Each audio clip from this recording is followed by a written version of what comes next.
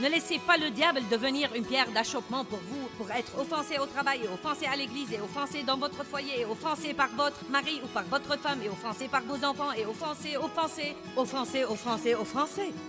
Prenez la décision aujourd'hui de surmonter la colère et le non-pardon et de travailler pour être une bénédiction partout où que vous alliez.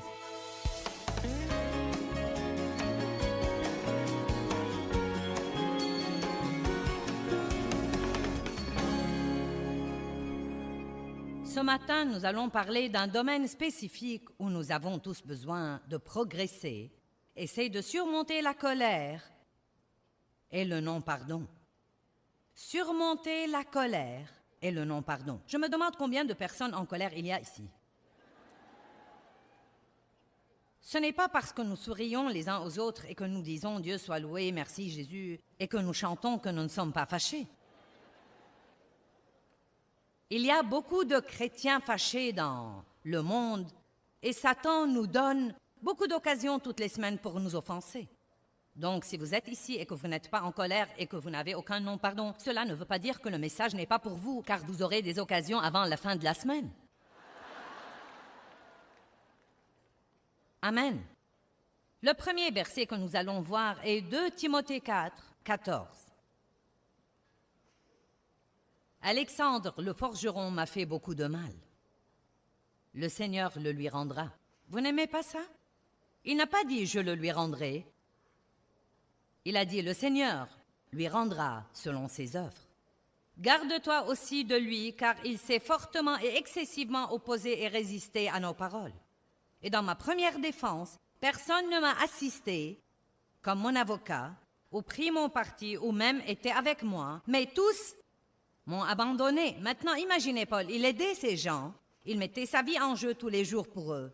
Maintenant, il est jugé à cause du bien qu'il avait fait, et tout le monde, sans exception, l'a abandonné. Aucun de ceux qui l'aidaient ne l'a assisté. Quelle occasion pour se fâcher! Quelle occasion pour être offensé, pour être amer et plein de ressentiment, pour vouloir se venger!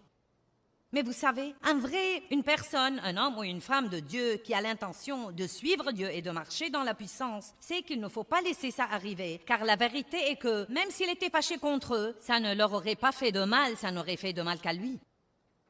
Dieu nous demande de pardonner pour notre bien, car nous ne serons pas libres quand nous sommes pleins de toute cette colère et cette amertume. Et ça ne change vraiment pas l'autre personne. Pourquoi devez-vous être fâché pendant que la personne contre laquelle vous êtes fâché s'amuse bien et se fiche pas mal de ce que vous soyez fâché? Nous sommes plus intelligents que ça. Dites, je suis plus intelligent que ça. Faites attention, je vais relire le verset 16. Dans ma première défense, personne ne m'a assisté comme mon avocat, ou pris mon parti, ou même été avec moi, mais tous m'ont abandonné. Et j'aime ça, qu'il ne leur en soit pas tenu rigueur. J'en suis plus étonnée que vous n'en avez l'air. Seigneur ne tient pas ça contre eux. Moi, j'aurais dit, revaut-leur ça. Eh bien, peut-être pas maintenant, mais il y a quelques années. Mais le Seigneur m'a assisté et m'a fortifié afin que par moi le message de l'Évangile fût pleinement proclamé et qu'il fût entendu de tous les païens. Et j'ai été délivré de la gueule du lion. Paul avait quelque chose à faire. Dieu avait appelé Paul à faire quelque chose. Il avait une mission très importante. Et vous avez une mission dans la vie. J'ai une mission dans la vie. Chacun de nous n'a pas la même mission, mais nous avons tous une mission. Nous devons au moins grandir comme croyants. Nous devons continuer le parcours et persévérer et grandir et mûrir comme croyants pour que nous soyons une lumière dans un endroit obscur. Et une des choses les plus importantes que Satan utilise contre les gens pour les faire trébucher et les empêcher de faire des progrès, c'est l'offense, l'amertume, le ressentiment et le non-pardon. Quand votre esprit s'en remplit, vous ne pouvez pas grandir spirituellement. Je veux que vous entendiez ça. Quand votre esprit et votre âme se remplissent de ça, vous ne pouvez pas grandir spirituellement. Encore une fois, quand votre esprit et votre âme et votre pensée se remplissent de ça, Vous ne pouvez pas grandir spirituellement. Vous trébuchez dans ces situations et vous arrêtez de faire des progrès. Plusieurs ont été offensés par Jésus. Et il s'était en fait appelé Pierre d'achoppement. Je ne crois pas que Paul se soit comporté comme ça parce qu'il en avait envie. En fait, je crois qu'il était blessé. Je crois qu'il était probablement fâché. Je crois qu'il avait probablement envie de se venger. Mais il comprenait le message que j'essaye d'apporter aujourd'hui, comme quoi, quels que soient nos sentiments, nous pouvons toujours choisir de faire ce qu'il faut. Et quand nous faisons ça, nous aurons une puissance de Dieu qui nous aidera à surmonter tous les obstacles dans notre vie et Dieu pourra toujours nous utiliser puissamment. Vous ne devez pas vivre selon vos sentiments. Vous pouvez surmonter la colère et le non-pardon et faire ce qu'il faut. Actes chapitre 7, verset 59. Vous savez, Étienne était un merveilleux homme de Dieu. Il était un servant. Mais il avait un si grand cœur envers Dieu que Dieu l'a également utilisé dans des miracles de guérison. Et comme tous ceux qui sont utilisés par Dieu, les pharisiens et les gens religieux et les négateurs l'ont poursuivi, et il a mis du temps dans Actes à partager le message de l'Évangile avec eux. Et plus il disait la vérité, plus il s'emportait. Vous connaissez quelqu'un comme ça? Plus vous lui dites la vérité, plus il s'emporte. Vous savez pourquoi? Parce que la vérité blesse. Mais seule la vérité nous affranchira. Donc Étienne leur disait la vérité, et plus il disait la vérité, plus il s'emportait. Et ils étaient finalement si furieux qu'ils ont décidé de le lapider. La lapidation était un moyen très douloureux de mourir. Verset 59. Et pendant qu'il lapidait Étienne, il priait. Il n'a pas dit « Oh Dieu, libère-moi de ça, ça fait mal. » « Oh Dieu, pourquoi as-tu laissé ça arriver? Je ne comprends pas, j'essayais de faire ce qu'il faut. » Il a dit « Seigneur Jésus, reçois et accepte et accueillis mon esprit. » Puis il se mit à genoux et lança un grand cri. « Seigneur, ne leur compte pas ce péché, ne le leur impute pas. » Et quand il eut dit cela, il s'endormit dans la mort. Imaginez ça, vous êtes lapidé et les dernières paroles que vous dites sont « Père, pardonne-leur. » Qu'il ne leur en soit pas tenu rigueur. Je vais vous dire quelque chose dont je me rends compte de plus en plus tout le temps. Une des raisons pour lesquelles nous ne devons pas nous y prendre avec l'offense comme nous le faisons est que, honnêtement et sincèrement, la raison pour laquelle nous devons prier pour les gens est que si vous êtes un enfant de Dieu, quand quelqu'un vous blesse, est impoli envers vous, est peu aimable avec vous, en fait, ça le met vraiment en danger. Dieu n'apprécie pas qu'on maltraite ses enfants. Et il est vraiment, maintenant écoutez-moi, il se fait beaucoup plus de mal qu'il ne vous fait. Et c'est pourquoi vous devez prier pour lui. Dieu pardonne-lui, ne lui impute pas ce péché. Nous devons prier comme Jésus quand il était sur la croix. J'ai lu l'histoire encore une fois ce matin. J'ai lu les parties de la crucifixion, les coups que Jésus a reçus, comment les gens l'ont raillé et se sont moqués de lui et ont craché sur lui, puis il a été crucifié. Et sur la croix, il a prié, « Père, pardonne-leur, car ils ne savent pas ce qu'ils font. » Et croyez-moi, tant de gens, quand ils vous blessent, ils n'essayent même pas de vous blesser. Ils agissent par leur propre douleur. Au lieu de nous fâcher contre les gens, nous devons peut-être essayer de mieux les comprendre. Nous devons peut-être essayer de découvrir la raison de leur comportement. Éphésiens 6, 12 dit « Car notre lutte n'est pas contre le sang et la chair, mais contre les principautés et les esprits méchants dans les lieux célestes. » Écoutez-moi, je vous dis que votre guerre n'est pas avec les gens. Votre guerre n'est pas avec les gens. Il y a dans le monde spirituel une force invisible de mal derrière ces attaques contre vous qui viennent par les gens. Mon père m'a fait du mal, mais vraiment, non mais dans son cas, il était diaboliquement possédé par l'esprit de désir. À quoi cela m'aurait servi de passer toute ma vie à le haïr? J'ai commencé comme ça, mais Dieu m'a fait revenir à mon point de départ et avant sa mort, nous avons fini par nous occuper de lui, par lui acheter une maison, une voiture, nous occuper de lui, lui acheter l'épicerie, lui tondre la pelouse. Et il a mis du temps, mais il a finalement reçu Christ et nous avons pu le baptiser.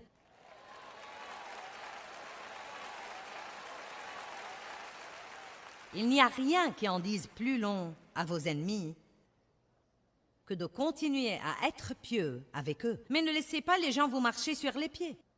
Parfois, vous ne pouvez même pas rester dans une relation avec quelqu'un parce qu'il continue à vous blesser et à vous blesser. Mais vous ne devez pas vous fâcher contre lui. Et vous pouvez toujours prier pour lui, et vous ne devez pas être amer à cause de ce qu'il vous a fait. Rendez-vous service et pardonnez. Quand nous sommes blessés, nous commençons à blâmer.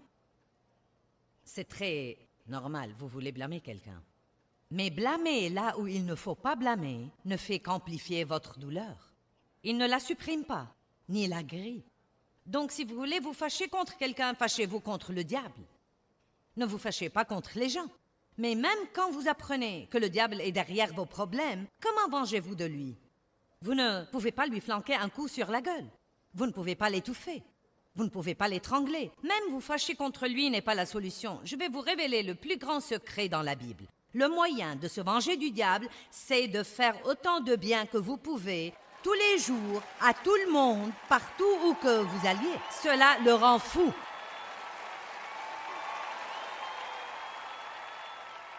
Vous me comprenez? Je dis au pasteur parfois, si vous avez quelqu'un à qui vous avez fait confiance et que vous avez aimé et élevé dans le ministère dans votre église, et qu'il décide maintenant de vous juger et de vous critiquer et de s'en aller et de fonder une autre église et de prendre la moitié de votre assemblée, au lieu de vous mettre en colère et de me dire de lui, achetez-lui un équipement de son. Sérieusement, je lui achèterai un équipement de son.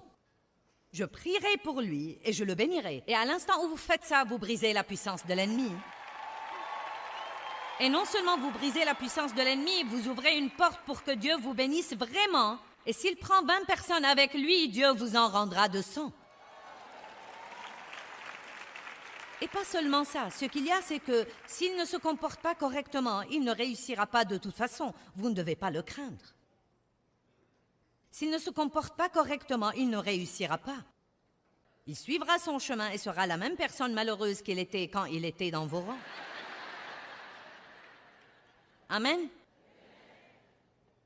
Priez pour les gens qui vous font du mal. Et quand ils viennent contre vous, ils se font beaucoup plus de mal qu'ils ne vous font. Et nous faisons la même chose. Quand nous blessons les autres et que nous ne les aimons pas, nous nous faisons du mal. Parce que ce n'est pas comme ça que Dieu veut que nous nous comportions. Je crois qu'un des versets les plus puissants dans la Bible est Romains 12, 21. Je voudrais que nous le regardions.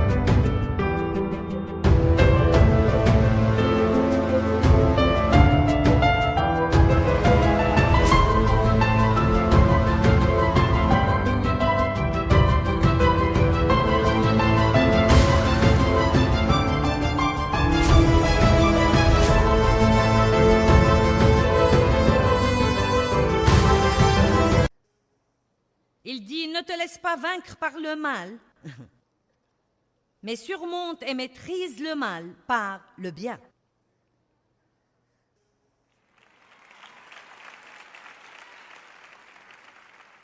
Ne rendez pas l'insulte pour l'insulte, ne rendez pas le mal pour le mal. Mais soyez une bénédiction pour ceux qui vous font du mal, dit la Bible, afin d'hériter vous-même la bénédiction de Dieu. Quand les gens vous font du mal, vous pouvez soit être malheureux, soit être compensé par Dieu. Vous pouvez dire, Dieu, je ne vais pas être amer et plein de ressentiment, je vais m'en remettre à toi, je vais prier pour eux et j'attends ta compensation. Mais c'est ce que nous faisons si souvent. Si quelqu'un nous fait du mal, nous restons pleins de ressentiment. Si nous ne pouvons pas nous venger de lui, nous finissons à cause de la misère dans notre âme par nous en prendre à d'autres personnes qui n'ont rien à voir avec ça.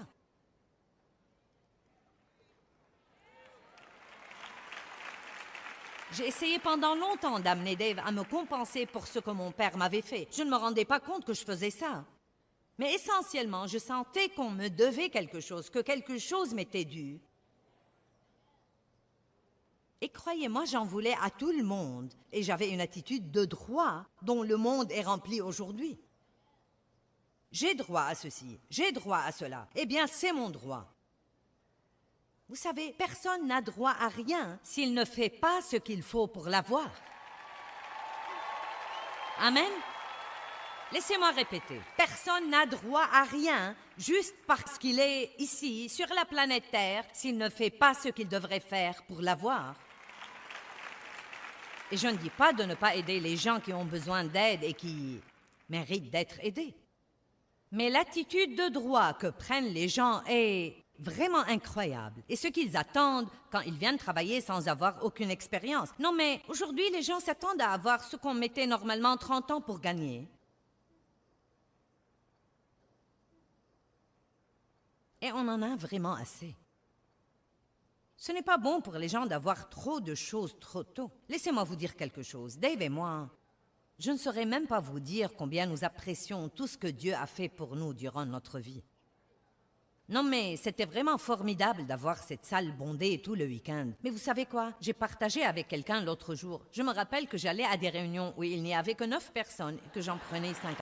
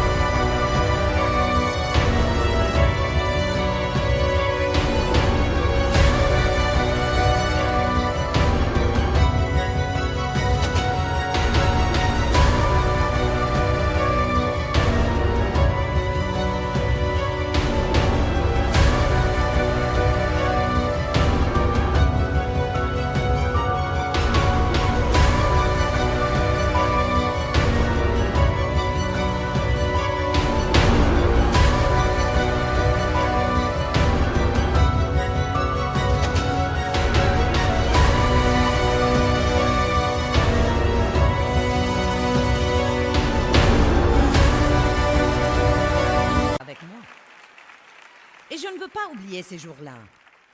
Je ne veux pas oublier ces jours-là parce qu'ils me rappellent la fidélité de Dieu.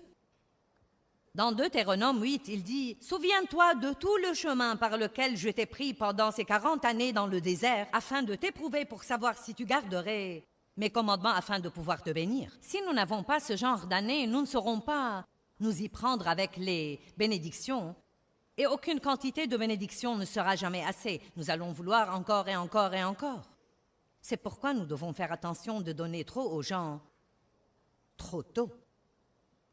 La Bible dit « Ne mettez pas un nouveau converti en position de leadership, de peur qu'il ne s'enfle d'orgueil. »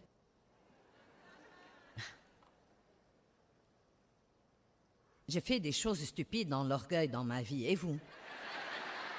Regardons Galates 6:10. C'était un verset qui m'a vraiment changé la vie. Quand quelqu'un vous blesse, vous pouvez soit rester assis à penser à ce qu'il vous a fait et être de plus en plus fâché, soit faire ce que dit ce verset.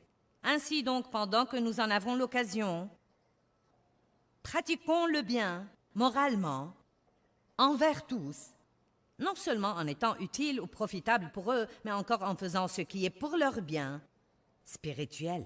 J'aime la partie qui suit. Songez à. Qu'est-ce qui devrait remplir votre pensée? Ce que les gens vous ont fait? Non. Songez à être une bénédiction. Surtout à ceux de la maison de la foi. Je me demande combien de personnes dans cette salle ont pris un peu de temps ce matin avec Dieu et ont dit « Seigneur, montre-moi quelqu'un à qui je peux être une bénédiction.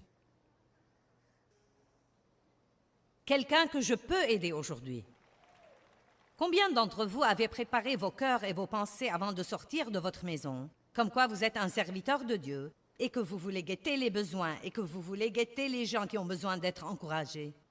Ou bien vous ne pensez qu'à vous-même et à ce que tout le monde vous a fait? Je sais que la raison pour laquelle tant de gens dans la société sont malheureux aujourd'hui est l'égoïsme et l'égocentrisme. Vous ne pouvez pas être égoïste et heureux, et ce sont des choses que vous devez faire exprès. Être furieux à cause de ce que le diable nous a fait ne nous venge pas de lui.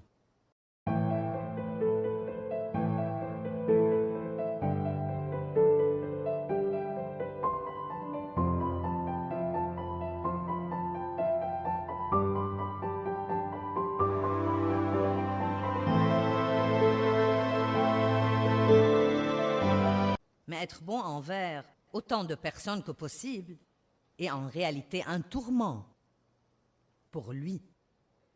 Si vous voulez tourmenter le diable, je crois qu'après tout ce qu'il m'a fait dans mon enfance, que chaque fois que je me lève et que j'ouvre la bouche dans une de ces réunions, ça le tourmente absolument. Ça le tourmente. Ça le tourmente quand nous donnons à manger à ses enfants tous les jours et nous faisons les choses que Dieu nous a donné l'occasion de faire. Qui comprend ce que je dis? Comme quoi vous pouvez vous apitoyer sur votre sort et être plein de ressentiment et dire à tout le monde ce que les gens vous ont fait. Vous pouvez raconter votre histoire dès maintenant jusqu'au jour où Jésus reviendra. Mais ça vous rendra de plus en plus malheureux. Ça ne portera aucun bon fruit. Ou bien vous pouvez vous venger de la personne dont vous devez vraiment vous venger, et c'est le diable, et vous faites ça en étant bon envers autant de gens que vous pouvez. Vous comprenez ça? Vous savez, je télécharge sur vous, en 1 heure ici, ce que j'ai mis 25 ans à apprendre.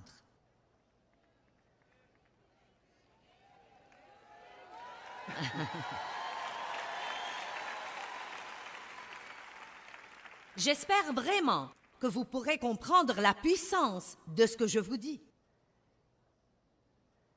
Dans Actes 10, 38, la Bible dit « Voyez comment Dieu a oint Jésus de Nazareth du Saint-Esprit et de force, et qu'il allait de lieu en lieu faisant du bien. » J'aime ça.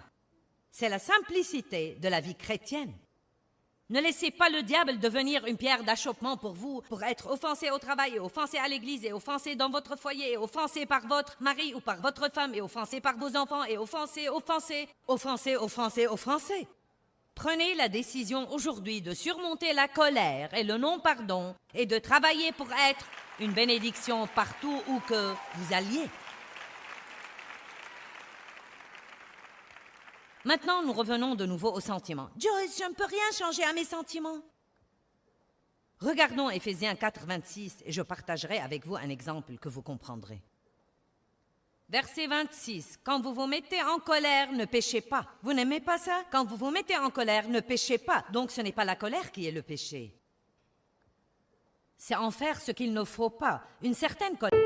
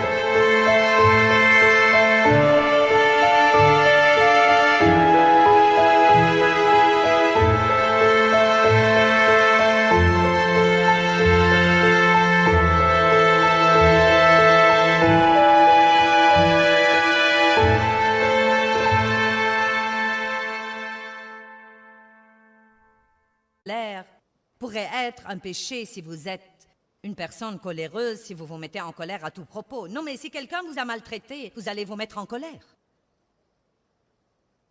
Quand vous vous mettez en colère, ne péchez pas, que le soleil ne se couche pas sur votre colère, votre fureur ou votre indignation. Donc, s'il vous arrive de vous fâcher le matin, vous avez le temps pour réparer. Mais si ça arrive 30 minutes avant d'aller vous coucher, c'est dur.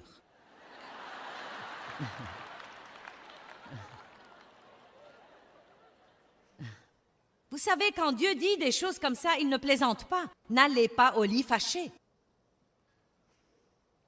N'allez pas vous coucher fâché. On ne sait jamais quelle porte ça ouvre à l'ennemi.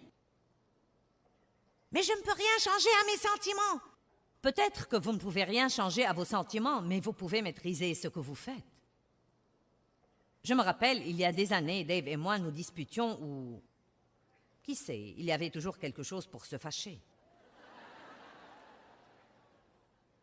Je ne me rappelle même pas la dernière fois où Dave m'a mise en colère. Je n'ai plus le temps de toucher à ça désormais. Et vous non plus, si vous voulez la vérité, vous n'avez plus de temps à perdre dans votre vie à faire ça. Combien d'entre vous ont perdu leur temps à être fâchés? Est-ce que ça vous a fait du bien? Est-ce que ça vous a fait un petit peu de bien? Ça n'a pas changé votre ennemi non plus. Bon, donc je peux me rappeler que quand je m'allongeais sur mon lit, fâché, non mais très fâché. Et Dave commençait déjà à s'assoupir, vous savez que Dave... Et cela me rendait plus fâché. Je dormais sur le bord du matelas parce que je ne voulais surtout pas le toucher. Eh bien, ne me touche pas. Et s'il avait toute la couverture, je gelais. Parce que je ne voulais pas lui demander la couverture.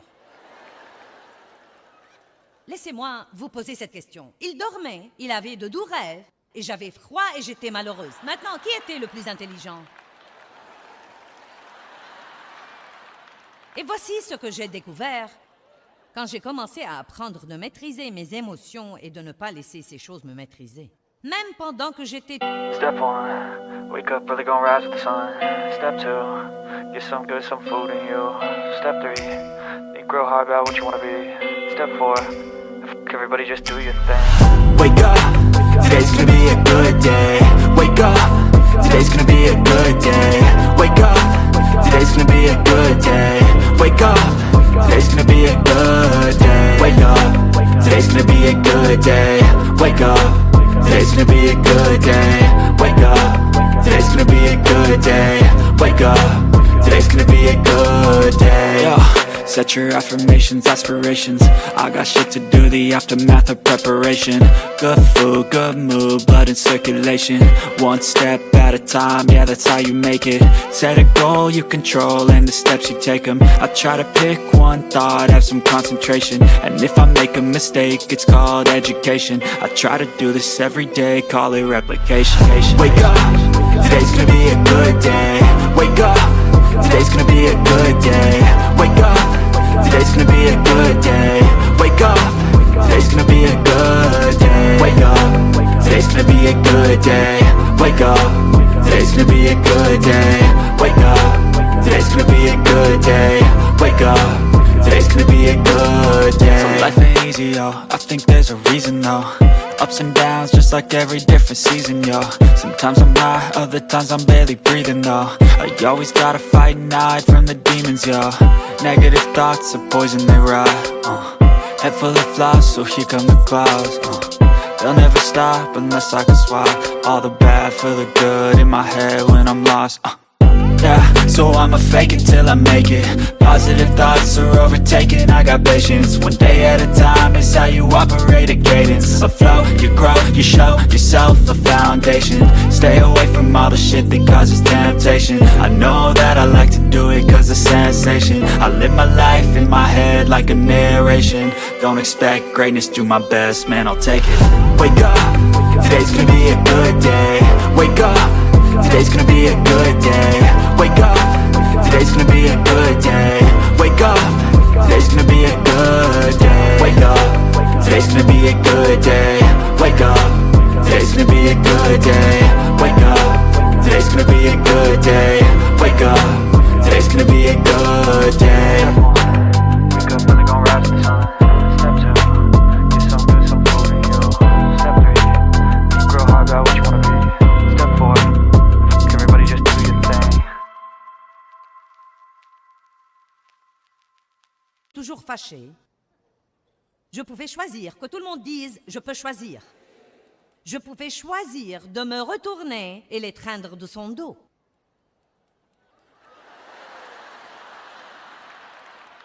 Oh! Dieu ne m'oblige pas à faire ça. S'il te plaît. Mais vous savez, quand je le faisais, je me sentais tellement libérée. Vous vous sentez tellement libéré quand vous faites ce qu'il faut. Eh bien, je prie que l'émission d'aujourd'hui vous motivera à surmonter la colère et le non-pardon. Il est temps de récupérer votre vie. Rappelez-vous que le non-pardon vous fera toujours plus de mal qu'il ne fera aux autres.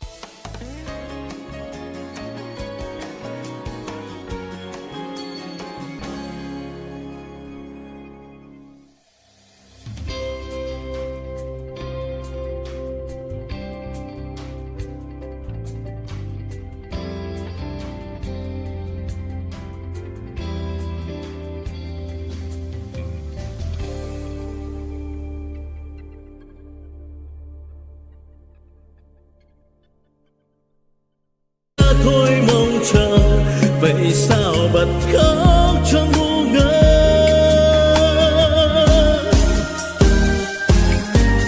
Vẫn thế đây bao lâu nay em không hay chỉ một mình anh ngồi khóc. Nước mắt đây riêng nơi đây em không hay sự thật là anh nhớ em. Người giờ đã xa lời hẹn ước đâu rồi, nước mắt đây rơi biết bao lâu thì khô. Vẫn muôn sao mặn đắng. Nhưng lúc ấy anh loay hoay trong cơn say, lại nhầm rằng em ở đây. Người già đổi thay, tình mình vẫn đong đầy. Thế mới biết anh vẫn yêu em, thì sao tìm quên chốn xưa ngày ta quen.